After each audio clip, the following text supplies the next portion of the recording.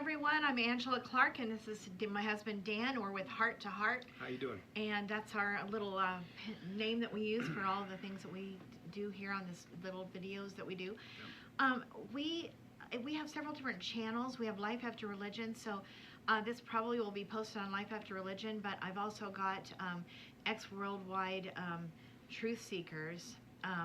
Also is one of my channels, and then The Art of Healthy Relationships is another one, so I will probably have this on those. And I also have Angela's Inspirations, so I might put it on that. I probably will put it on that one too. So you can look this up in any of those places. I've got other videos there. We've got really a lot of videos on Life After Religion, so just know that you can go there for this little talk here today as well.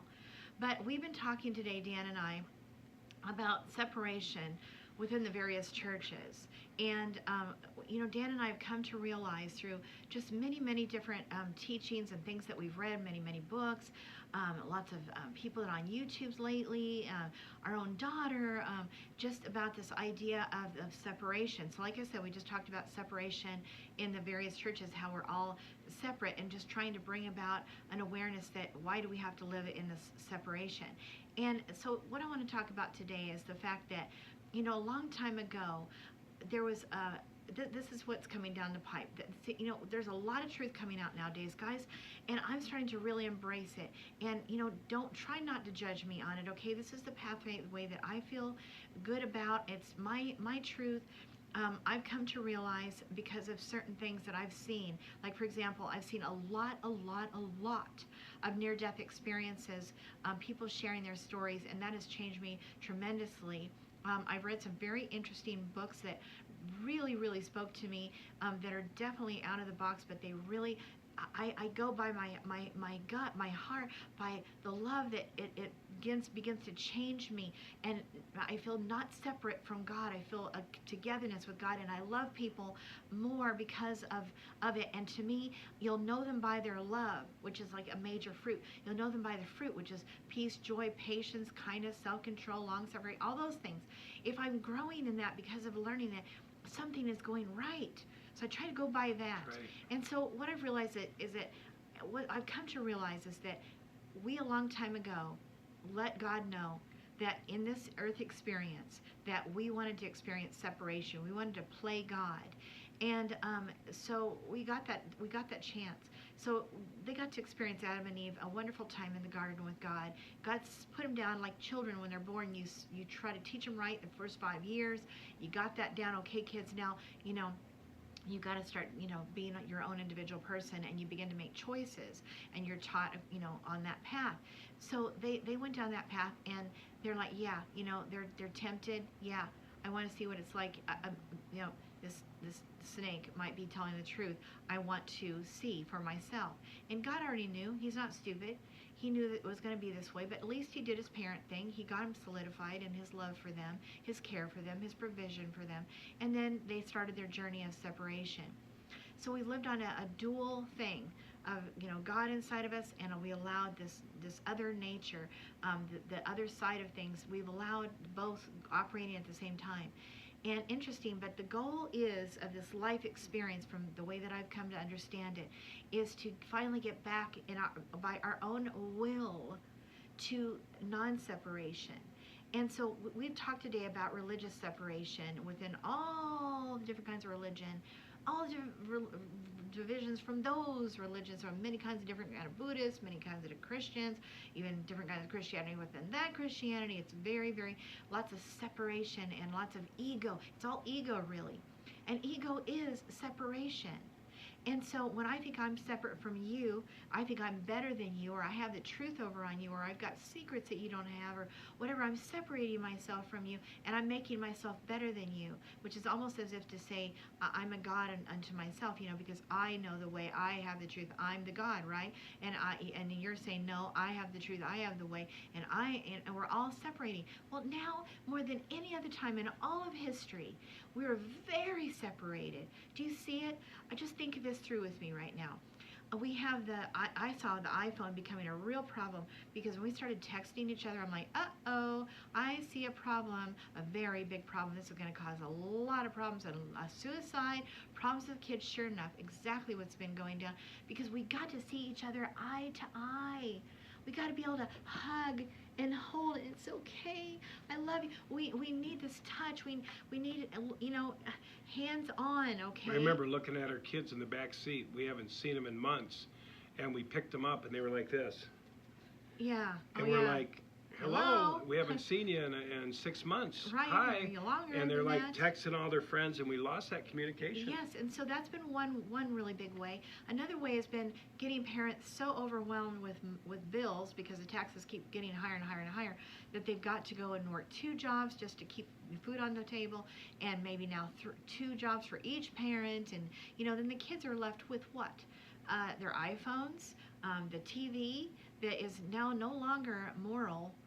It's no longer teaching goodness of any kind. I don't know that it ever totally did, but there's some kind of innocent shows back when. But now, it's even teaching you separation with your parents, a rebellion against your parents, a rebellion against God and His ways. We know in our heart what's right and what's wrong. What's wrong, we do. We know these things in our gut. We know. And so we have just really become extremely fragmented and separated in every avenue of life. Politics, yes. If you're not Republican, I hate you. If you're not, Democrat, I hate you. I mean, it's like every aspect of life. I don't want you around me if you've not gotten the shot, or the other way around. I mean, it just, my goodness, there isn't any avenue where we're not experiencing separation. Our children more than ever, parents and children they're not at all together. We don't have the same kinds of gatherings we used to have together, and even COVID has managed to separate us and keep us separated. When you have a baby, you don't get to have all the kids and the family come in the room and celebrate with you and be with you on that special moment, and right outside the door, and balloons and the whole thing. I mean, it's just everywhere you go, division, doors shut, separation. And different aspects of our world are causing it. You can blame it on the TV, you can blame it on the politics and the different divisions and factions that way. You can blame it on the religious differing beliefs. You can you can blame it on every kind of disease, sickness, your views on it, science. I don't know. There's divisions everywhere, and no longer are we seeing the kind of family togetherness. It's more separated between mother, daughter, son, and exactly what the Bible said it would be. Jesus said that it was going to be that way. I think it's going to peak. I think we're going to get tired of separation. I really do. So. I think we're going to get tired of hating each other. I really do. I do too. I know in the religions, like Angela said, we visited. It was like, why can't you accept me? Why can't you just accept me for me? And it was impossible because of the programming. But I think one day, you don't have to agree. I think one day, all of us are going to yank out these damn programs, political, religious, and all this, and recognize our oneness with each other. Recognize that if you breathe the same air, you eat the same food that comes out of the ground, you drink the same water. One God. You know what I mean? One God. And I mean, we're all, acting like we're all this different, and all it is programming. It's programming that we've gotten from, like Angela said, television, politics, whatever, family. We're different. We're special. We have more money. They're poor. There's all of these things. And the truth of it is, me and Angela are both moving into this place, like Angela said, from what she's reading, from what we're studying, these near-death experiences, these people that go to heaven, they say we're all one. We're all one. You're all doing the best you can do. If you don't do it right, you're going to come back and do it again. I mean, this is some of the things they share. And go ahead. Well, like I saw this Hindu woman. She was raised Hindu. She was not properly brought up as a proper Hindu marriageable, because you have to be I forgot how they put the wording, but you got to be properly trained within there to be a domesticated woman that's capable of marrying one of their precious sons. And if you're not raised right in the Hindu religion, in their community, and their way of doing things, then you're not marriageable within their community, or you're rejected and ostracized and hated. And this woman, she just, her name was Anita Morjani, and she could not handle that. And her dad, he was so disappointed, and the parents were just like beside themselves. Her daughter is not marriageable. The throwaway. And because she'd been raised in a public kind of school, and she was very independent.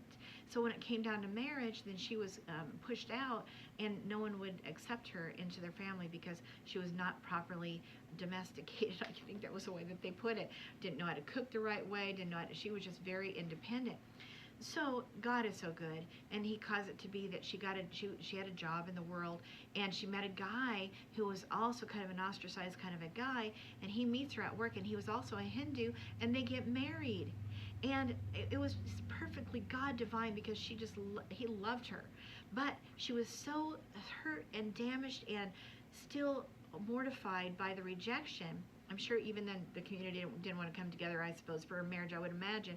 It was just really horrific for her, and she ended up getting this horrible cancer thing that just ate her body with holes all over it, and not nearly, but she did die. And I experienced this experience. She saw everybody in the room, all the discussions that everybody was having, and the mom over here praying, and everybody, the doctor's discussion here about her going to die and all this kind of different things. But she had an experience with God, and now she's a whole other person, having met all the heavenly realm and coming back with answers that she was allowed to come back and give all of this. And she is dynamic person, teaching from the heart. She's full of love. That has a profound effect on me. Didn't her cancer all clear up too? Yes. Oh yeah. Stage 4. They said that that if she ever managed to survive it, which she was nearly dead anyway, but earlier on, if she should manage to survive it, she would have to have massive plastic surgery, because she lumps all over her not face. lumps, holes, big holes, just eating away the flesh. And anyway, God told her, if you go back, He allowed her to have a choice, but if you go back, you'll heal very, very extremely quickly. Wow, did she? And she was a talk of the whole United States, doctors coming to look at her paperwork and her all the medical charts and all the x-rays and everything, trying to figure out what the heck happened here. How could this be? This is absolutely an impossibility. And but the stories, the answers she got from all the questions she had asked of God, and got them all, and she's giving them, all of us, to this very day. She met up with Wayne Dyer. He's the one who got her known. And, he's dead now, but she's a dynamic person, and she was Hindu. Then we had Edmund Alexander.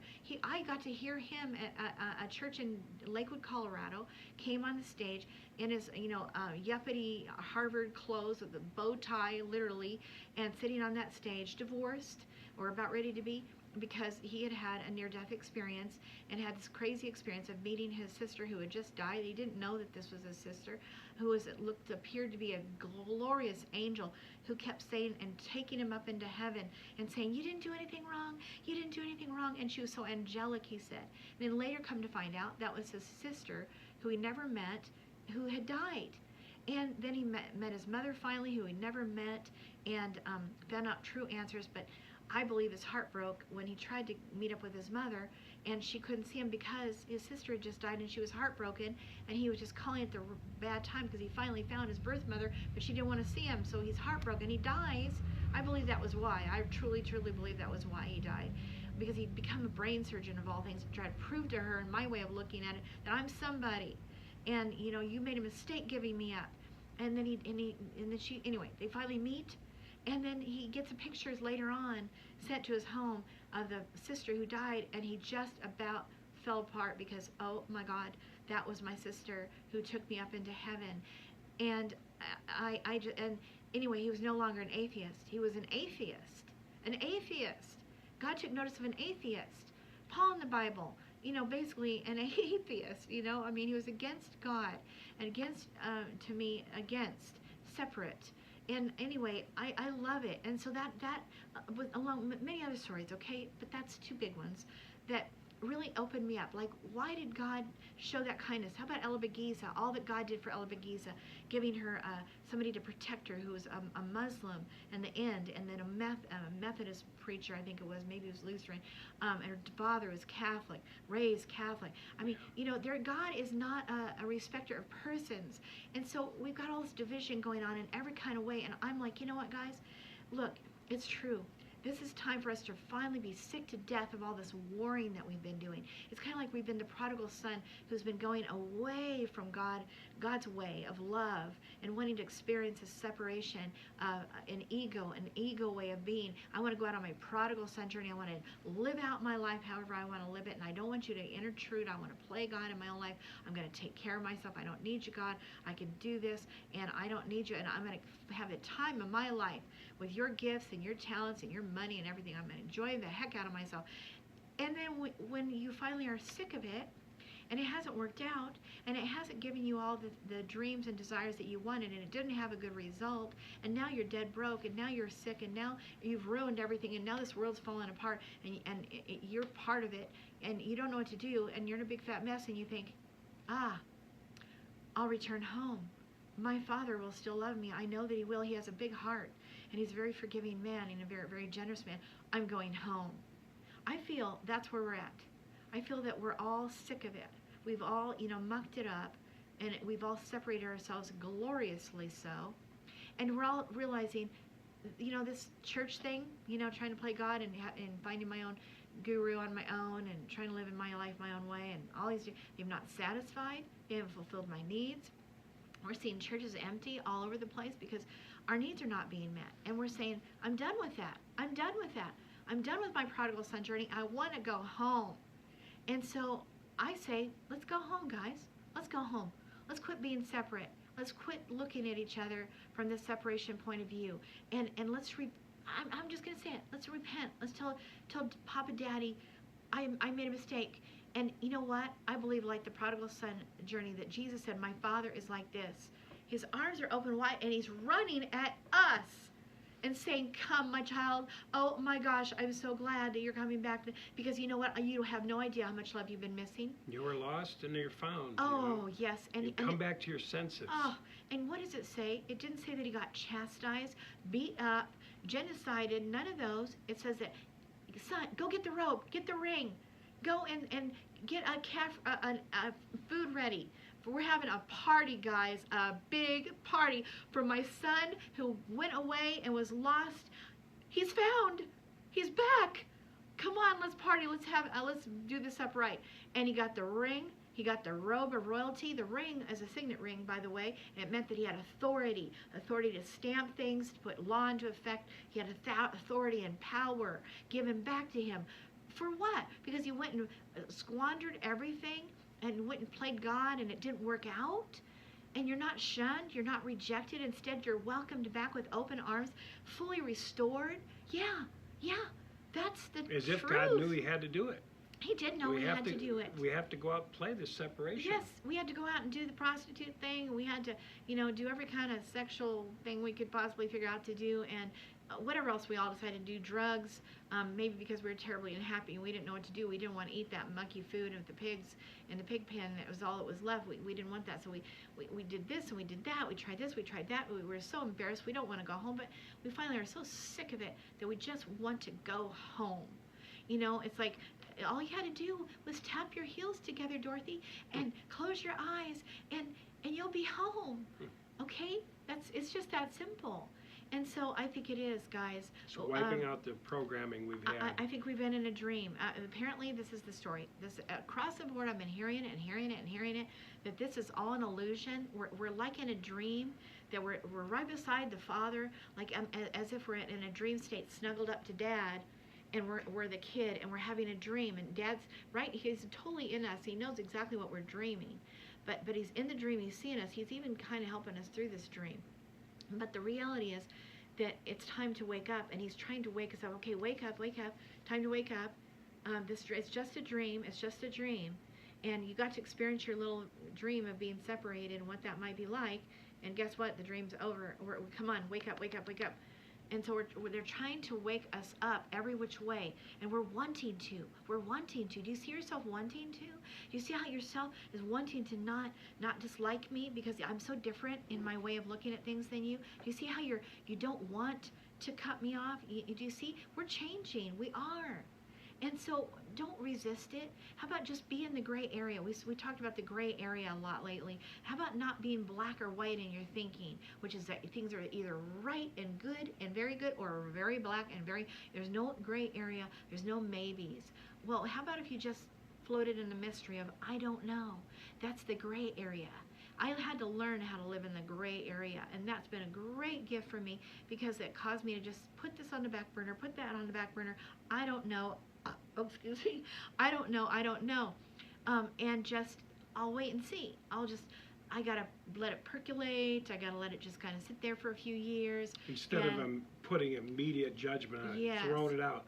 Just saying, wait a minute, I don't know. Let me just think about it. Let me just leave it for a week or two, you know? Yeah, and it takes time. You know, when first an idea is introduced, whether it's the earth is round or flat or you know, the Einstein theories, you know, people would reject these things. You know, the idea of flight, you know, you name it, we reject it. But then eventually, you know, as it has time to percolate and just sit, that's not the word I mean, but you know what the word I mean is, it takes time to get into, you know, considering it a little bit more. You hear I would say percolate's a good word. Percolate's a good word, but that's not the word I meant. But anyway, that works. But it takes time. It's got to sit there for a while, germinate. You know, it takes time. No. Yeah, that's one of them. But that's still not quite the right word. But you guys maybe even know what I'm trying to say. But it just takes time for it to sit there and just have its time, and you hear this then later on, and then this is introduced, and then you hear this again, and then this guy introduces it this way, and you know, and then slowly but surely you're starting to accept the idea that, oh my gosh, the earth is, you know, blank, and you know, you're trying to come to grips with something that's not the way you were brought up. That's not the way I was brought up to believe, and that's not, we're not kind of people that like change. We just don't like it, but eventually we can come to believe something completely different than we have before, because we're just open to just put it in the back burner of, I don't know, maybe. And we don't believe in the flat earth. No, we don't. Actually, we don't. But the fact that people were killed for coming up with the idea that it was round, and that guy who came up with that idea, who was he? I can't remember right now, but anyway, they killed him for that belief. Can you believe that? You guys, we would kill somebody because they simply believed that the earth was round, and we'd kill them for that. Imagine it. Imagine that somebody would introduce that if you had this crooked or any kind of large nose that you should be killed. Imagine that, and making fun of it and causing everyone to come around to, that's got to go, you know, or other things, the Hutu and the Tutsi, you know, they believe a little differently than us, and anybody who's that shade of you know, the Tutsi instead of Hutu, they must die, you know, and they make all these, you know, accusations and ideas, and they plant in their mind for a good long time until finally everyone's like, yeah, those roaches have got to go. That's what they said. And then all of a sudden, one given day, a guy gets on the radio and said, anybody who's not with a machete killing those Tutsi are going to die. If you don't have a machete in hand, that means you're part of the Tutsi and you're part of the enemy, and you will die, and you get to it starting now. And at that moment, if you didn't have a machete in your hand, you were killed. And that's how this massacre went on, because they've been a long time putting propaganda in the minds of the people but they're the same people with two different ways of believing, very slightly different, and they killed for that. That's craziness, just craziness. It's like saying because you believe the earth is round, you have to die. You're a roach. That's crazy, guys. And so we can't do this anymore, and I don't even want to. I don't know about you, but I'm done with this separation. I'm done with it.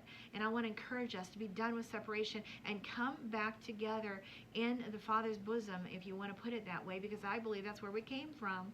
We're all from God. We're lights from God. Jesus even said to say that that you came from God. I am of God. You know, we're children of God. Son of God. Right. And so that is what we are. And so let's just quit this nonsensical separation idea, and let's try to begin to love our neighbor as we love ourselves without distinction. That's right. That's good. So that's what I got to say. So that's what we want to say, guys. That's the message. And like Angela said, I think we're all getting sick of it. I think we're all been in separation way too long. We're longing to love. We're longing to love one another. We're longing to give each other a hug. We're longing to look in somebody's eyes again and say, we love you. We really do love you. And to feel that connection again. And like Angela said, it's like coming home. The Father's allowed this to go this far out. It's pretty far out right now. I mean, with the political thing that's divided, the religious thing is divided, it's getting worse. There's a big wedge is coming in there. But I think there's going to come a time, I believe like Angela, one by one, people are like, I'm done. I don't want your political program. I don't want the religious program. I don't want it. These are all my brothers and sisters. Whether they're going away from the Father, prodigal son, or whether they're coming home, they're all my brothers, and we love them.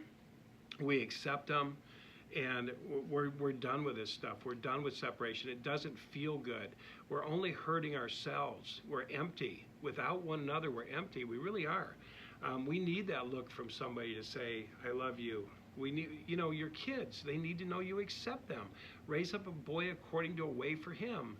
I accept you, son, even though you're different. You've come in with different ideas and different ways of being. You want to do different work than Dad does. Dad is a construction worker, but the son wants to be an artist. God bless him. So we're hoping and we're praying that this world will move into that. This separation that we've all been living in, this angst. Really, now it's hatred we're actually living in. Yes. It's hatred. It's those Trump people ought to die. Those lefties ought to die. I mean, it's like this kind of rhetoric, running in the back of our minds. And so it's being encouraged. And so I think it's going to peak though. I think we're going to recognize the yuck of it, the hopelessness of it, the despair that this is just ego edging God out. This is not home. This is not home. And according to the prayer that Jesus said, I pray that your kingdom come on earth so as it is in heaven. And so I believe like Angela, until we've come home to this proper understanding that everyone is our brother, everyone is eating, breathing the same air, drinking the same water, eating food. I mean, we're all doing the same thing. Yeah, in a funny kind of way, you guys do believe it. We're breathing the same air. I mean, I don't care if you live in India or Iran. I'm breathing your air that was once in your area. This is always circulating. It's always circulating. Yeah. And the water, the same thing. We're all drinking the same water. Right, and breathing the same air. And and I got to tell the story again. In the last video we just did about separation in the churches. Okay, that was what that talk was about. But Jesus said that first of all that when you love your neighbor, you're loving me. As you've done it unto the least of these, whoever the least of these it would be in your mind, whether it's a Hindu or a Muslim or somebody, you've done it unto me. Poor person. Poor person, whatever. A stinky, smelly, pot smoking, drug addict person. You've done it unto me. So remember the story that Jesus said. He said that, and I really do love this story. So there was this holy day coming up. So all these, pious men were passing this man who'd been beaten up, robbed, and left for dead on the side of the road over here. But they went over here and went that way to get to this holy day because they didn't want to be contaminated. Because if you touch a dead man or an unworthy man, you're unclean and you can't be a part of that. So they don't want to do that. They want to be seen as whatever. I don't want to. I just can't do that. But that man's dying. He's about dead. But no, I can't. So then comes along the Samaritan. Now the Samaritans back in that day are considered to be like watered down Jews, okay? They were rebellious Jews. Anyway, that's what they were. They didn't get to worship at the right temple. Just nothing about them was right. They're kind of like scum. And that's how they looked at it. And so who should come along and take care of this man? Is a Samaritan. And he picks the man up. This is the example Jesus is giving. And he takes the man and he puts him on his own horse, or donkey, I guess it was, and takes him to the inn, cleans him up, bandages him up, waters him up, takes him to the hotel, situates him, gets him in bed, takes good care of him, talks to the innkeeper finally. I don't know how long he stayed with him, but got him better enough, and then says to the innkeeper, okay, he's on the mend. I'll tell you what, here's what I think I'm going to owe you, but if I owe you any more, when I come back through, I'll pay you the rest. Okay, please just see to it that he's taking care of it and let him stay here until he's well. And you know, that's the thing. It didn't matter if the guy was a dog. I mean, it didn't matter what religion he was. It didn't matter if he was poor or not. It didn't matter whether he was a sinner. Or it didn't matter whether he was a Jew or not. It didn't matter to the Samaritan. The man was in need of help. And so are we going to just only take care of our own? I mean, I've seen an example of a lot of people saying, oh, we only take care of our own. No. That is the example Jesus gave, that we're to take care of one another no matter what. And in hard times, like Dan said, when the 9/11 came down, those firefighters, they saw a need, and they went into from their heart, from their mind, no, you shouldn't go in there, into their heart, no, I must go in there. And they went in and saved many people. They saw it as a human, not as someone different. Right. They weren't it like didn't matter. They're a this or a that. There was no labels. They got out of this. You know, they don't deserve. They just rushed right in. And they did the right thing. And that's a person that's loving God when we're doing that. And so they were in deep doo-doo, and so it didn't matter the religion, the color, whether they were gay or not. It didn't matter. It just didn't matter. I have to save whoever I can. That's our heart. That's God. And so we're all trying to get back there right now. I truly, truly believe. And I say, let it come. Let it come. I say, let your heart open. Let your thoughts go in. Try to take these thoughts that are negative and just take them in. Okay, let's examine. I'm going to open up my heart right now. I'm going to receive that thought. And I'm going to look at that thought from my heart instead of from my mind that says I should do this. But then my heart says I should do this. And then do this. You know, follow God's heart and examine everything in the light of the heart of God, and then see what you would do. But we instinctively know what to do. Those firefighters didn't think; they just did from their heart. They were in the moment, and they were in their heart. That's their real self. That's not their ego self. That's their real heart self. Their ego self would have said, oh, no, they're part of the this or that and that group or that group. In this case, it didn't matter. It didn't matter if they were the thief or they were the person who brought down the towers. It didn't matter to them. Save life. Go help. Do everything you can. They had to do it. That's God in them. So I'm just asking us to get into our hearts and quit looking at each other as separate and different or worse or better or any of those kind of things. It doesn't matter. It just matters that let's just love each other into an acceptance kind of a way, a compassionate way of being towards one another, realizing, like Dan said in the last video, if you're raised Buddhist, you're probably still going to be Buddhist today. If you're Hindu, you're most likely still going to be Hindu today. Does God hate his own children? No. He doesn't. If they're born that way, doesn't it seem logical to you that it's really hard to stop being Catholic if you've been raised Catholic? We all kind of know how that goes, guys. You know, and so why do we judge? Why? God loves them. I saw how he loved the Hindu woman. I saw how he loved Eben Alexander, who was a Harvard atheist.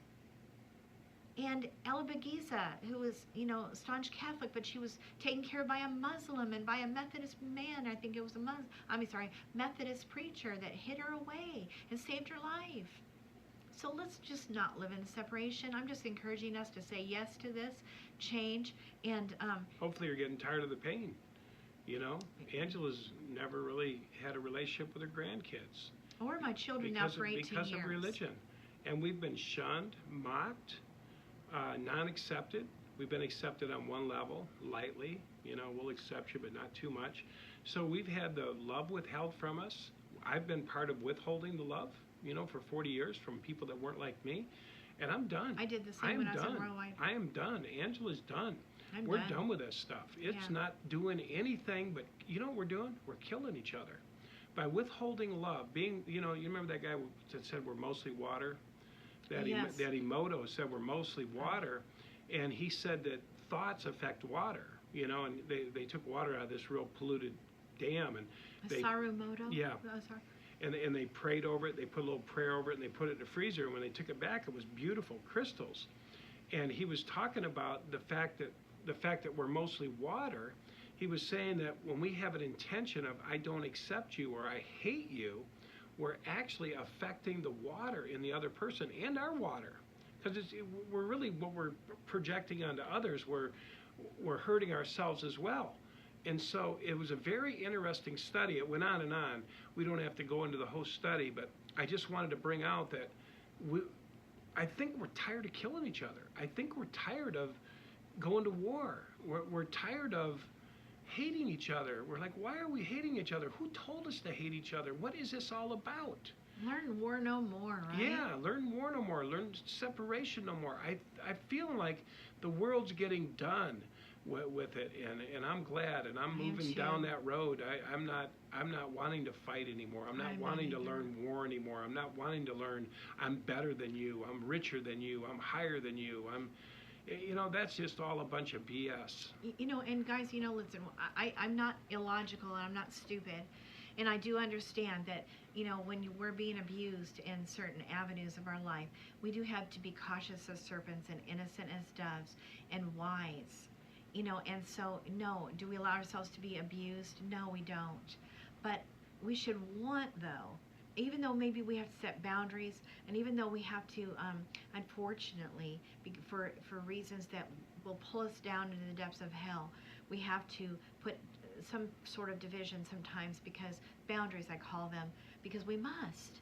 But our heart should be, I want to enshroud them in my prayer time with a veil, a shroud of compassion, not sympathy. Apparently that's weakness. We don't want to sympathize. We want to have compassion, which is like understanding, which is also mercy. So our heart is love.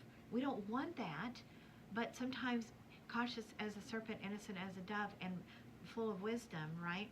We have to, unfortunately, to keep ourselves sane and not be drudged down into despair, we have to allow boundaries. And unfortunately, I hate it. I hate it with all my heart. But I know what I do understand now is I must look at them from love, not meaning to hurt, not vengeance, just compassion, and yet I have to do the dirty deed of boundaries. And I hate it. It's a very interesting little, whatever you want to call it. I don't like it, but it is what it is. So I just want you to know that if you're in a situation where you're being heavily abused and whatever, I understand. I get it. But just make sure your heart's in the right place. That again, we're to pray for our enemies, for those who persecute us, and speak all manner of evil against us. Love them and pray for them. Do not persecute them back. You don't do unto others as you do unto others as you would have them do unto you. So if you're off on the wrong path and you're doing everything wrong, you're hoping your mom's still praying for you and not she hasn't given up on you. And that's what we would do the other way around, right? So that we just, when you know someone's on the wrong path, you just think of them as, oh shoot, they're in the desert right now. Oh, they must be so thirsty. And oh, Father, forgive them. They don't know what they're doing, right? That's how we got to look at it. And yes, wrong is wrong and right is right. Okay, that's always a standard. But our heart should be love. It should be compassion. We are sad that has to be that way, and we pray for them and bless them and do not curse them. Curse them as speaking every manner of evil against them for what they're doing to us, and that is not the right way. So anyway, I wanted to clarify. We want no separation. However, there is separation, and there has to be sometimes. I just want to make sure I clear that up because I don't want to be out of balance here. So anyway, all right. So okay, we said. All right. I want to thank you guys for watching today. I hope you enjoyed it, and if you like it, pass it on. Pass it on to some other people you think might enjoy it, and hit the like and subscribe. It gets more views and gets it out to more people, and YouTube expands the channel. So we've really enjoyed talking to you, and we always enjoy sharing with you. Thank you for listening to us, and we just want to say, just find your path, find that love path, and really start to really feel that. And it feels a lot better than the separation. It really does. And don't forget, Life After Religion -recovery. See, lifeafterreligion-recovery.com is going to be our new website. For right now, though, it's Prodigal Journeys. Yeah, myprodigaljourneys.com. Okay. Or is it? No. My Prodigal Journey. Oh, that's the Gmail. www.prodigaljourneys.com. I'm sorry, guys. We got too many of those in our heads. Yeah, prodigaljourneys.com. And then Angela's Inspirations is getting worked on. So that's my website. And then we got Facebook page, which is Worldwide Church of God Truth Seekers. And then we've got what's your do you have one? Life After Religion. Life After Religion. The Matrix of Abundance. And then I also got the Art of Healthy Relationships Facebook page and YouTube account. So anyway, if any of those sound of interest to you, check them out. Yep, I've got Truth Beyond the Veil. That's another one I've got crazy things on. That's a YouTube channel and a Facebook page too. So anyway, any of interest to you, just want to let you know we have that. Lots of stuff all over the place that we talk about. So anyway, God bless you in your journey, and I just hope you learn how to open your heart and try to love everybody the best that we all can, because we're all one anyway. I really believe that. Yes. All came from God the Father. All have the same dad. All have the same air, the same everything. Okay, that's enough. We love you. You guys have a great day. Have a great weekend. Thank you. Bye-bye.